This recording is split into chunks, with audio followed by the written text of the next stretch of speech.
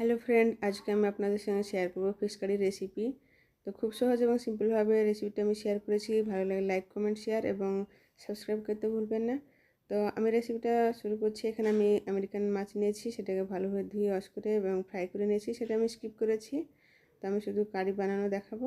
আর কী কী মশলা আমি ব্যবহার করেছি আমার ডিসক্রিপশনে দেওয়া আছে এবং মেনশন করে দিয়েছি, আপনারা দেখে নিতে পারেন।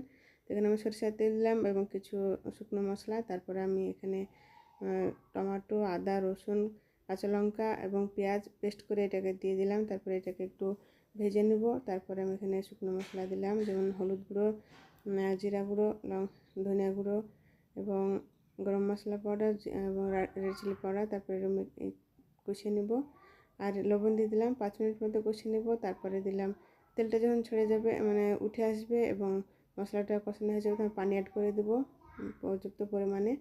তারপর আমি ফ্রাই করে রাখা মাছগুলো দিয়ে দেবো।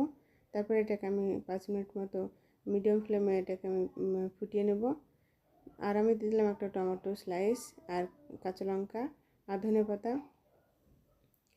এভাবে দিয়ে আমি মিক্স করে দেবো। আর এটা খেতে খুবই ভালো লাগবে আর খুবই সিম্পলভাবে বানিয়েছি, আপনারা এভাবে বানিয়ে নিতে পারেন।